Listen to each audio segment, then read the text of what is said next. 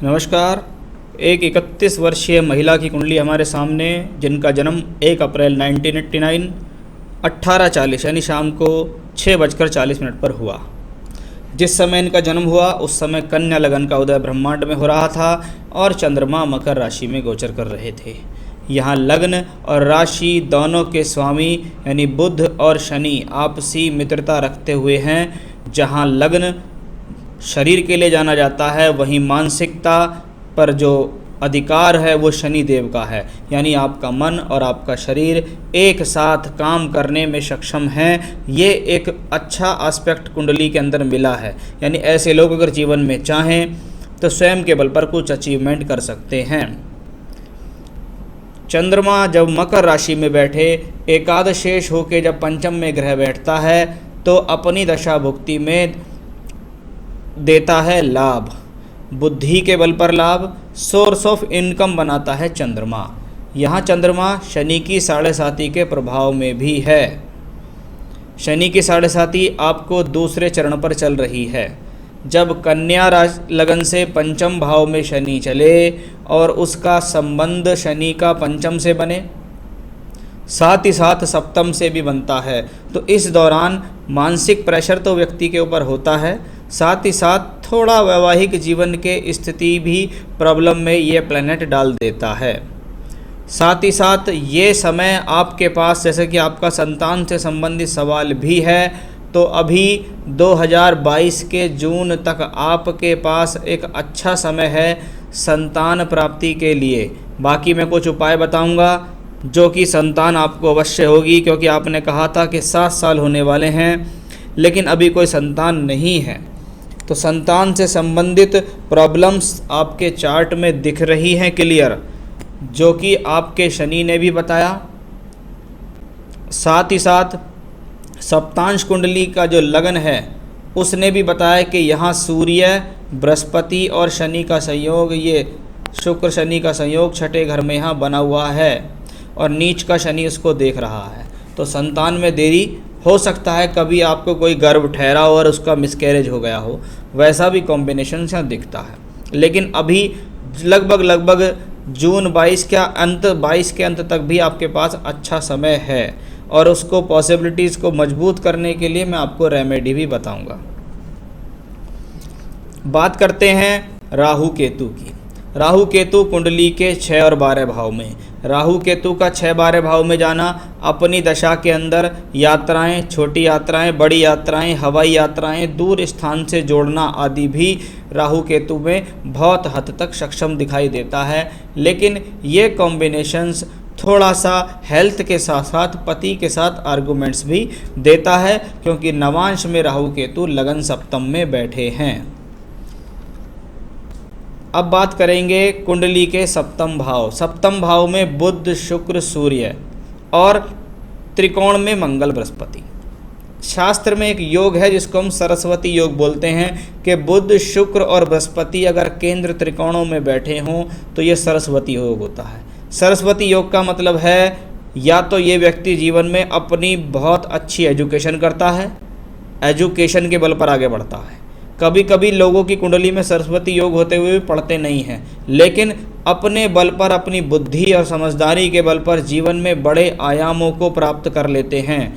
अब खुद 10वीं पास होते हैं लेकिन अपने अंडर 20-20, 40-40 लोगों को काम कराते हैं और उनके द्वारा लिए गए डिसीजंस बहुत परफेक्ट होते हैं। तो वो ईश्वरीय कृपा, आपको ब्लेसिंग्स इस कुंडली में मिली हुई है कि सिर्फ एकाग्र होकर बुद्धि का इस्तेमाल करो, आप जीवन में बड़ी अच्छी तरक्की करेंगे। बुध और शुक्र यहाँ राजयोग में हैं। लग्नेश, दशमेश, भाग्येश और धनेश जब एक सप्तम भाव में बैठें तो व्यक्ति जीवन में अच्छी खासी पद प्राप्तियाँ करता है। पद प्राप्ति का मतलब है नौकरी के क्षेत्र में तरक्की करता है, प्रमोशंस लेता है और जीवन में उनसे लाभ भी प्राप्त कर लेता है।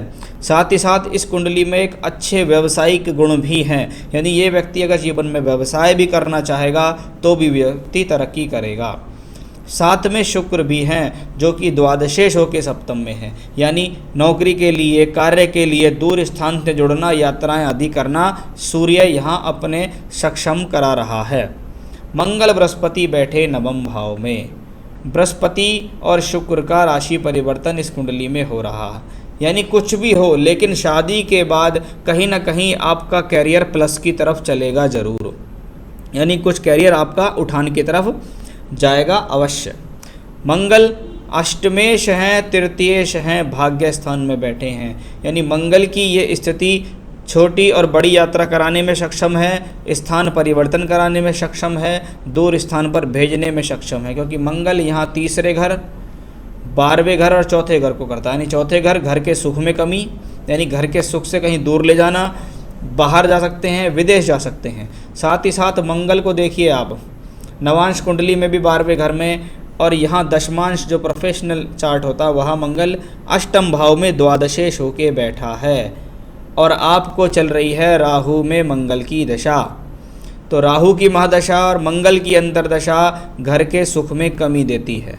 घर के सुख में कमी देना, घर के माहौल में गर्माहट देना, आपको स्थान परिवर्तन कराना या दूर भेज देना, वो सब यहाँ मंगल से दिखाई दे रहा है। बृहस्पति जब नवम भाव में बैठें, चतुर्थेश होके बैठते हैं, तो कहीं ना कहीं व्यक्ति भाग्य के भरोसे अपना जीवन में मकान या प्रॉपर्टी एकत्रित कर लेता है। राहु की महादशा लंबे समय से चल रही है। राहु जहाँ छठे घर में है, वहीं राहु केतु एक्सस नवांश में है। इसी राहु में आपकी शादी हुई, जो ये दिखाती है कि शादी के बाद तरक्की तो आप अपनी प्रोफेशनल लाइफ में कर लेंगे, लेकिन जब इंडिविजुअल लाइफ या रिलेशनशिप वाइज बात आती है तो प्रॉब्लम होगी। घर के सुख में कमी, परिवार के माहौल में शांति का अभाव, ऐसा मुझे यहाँ दर्शित हो रहा है। सवाल ले लेता हूँ आपके कि मैं फ़ॉरेन के लिए ट्रैवल करने का प्लान बना रही हूँ, मेरे हस्बैंड भी 3-4 महीने बाद आ जाएंगे। ट्रैवल करने में मुझे कोई दिक्कत तो नहीं होगी? मुझे कोई दिक्कत नहीं दिखती। यहाँ अभी 19 अक्टूबर 2020 तक बड़ा सुंदर योग आपको ऐसा बना हुआ है, आप जाइए, क्योंकि आपके राहु में भी ये दिखता है, आपके मंगल में भी ये दिखता है कि आप जाइए। और हाँ, क्योंकि इस कुंडली के अंदर एक बात पक्की है, ये व्यक्ति जन्म स्थली छोड़कर दूर स्थान पर जाके तरक्की करेगा। यानी आपका जन्म कहाँ हुआ, उसके बाद ससुराल आपके वहाँ आ गए, उसके अलावा भी घर के सुख में कमी, यानी जन्म जहाँ पर आपकी ससुराल है वहाँ से कहीं दूर जाकर रहना, दूसरी जगह मकान लेकर रहना, या विदेश में जाकर रहना। तो आप बिल्कुल इस कार्य के लिए जाइए, आप तरक्की करेंगे। संतान के बारे में मैं आपसे बात कर ही चुका हूँ, उसका उपाय मैं आपको अंत में अवश्य दे दूँगा। मेरा और मेरे हस्बैंड के कैरियर सेटलमेंट ही समझ में नहीं आया। मेरा और मेरे हस्बैंड का करियर सेटल नहीं है, सेटल नहीं है, शायद ये लिखा है। No government job, no business, career settlement के लिए क्या करें? देखिए, हस्बैंड का तो हस्बैंड चार्ट से पता लगेगा, लेकिन अक्टूबर 2020 के बाद आपको बृहस्पति की दशा शुरू हो रही है। करियर सेटलमेंट भी देगी, दूर स्थान पर भी ले जाएगी, और आप स्टेप बाय स्टेप अच्छी तरक्की भी करेंगे। जो सवाल आपके मन में उठता है कि कैरियर सेटलमेंट नहीं है, अब उसका अच्छा समय आपकी लाइफ का शुरू हो चुका।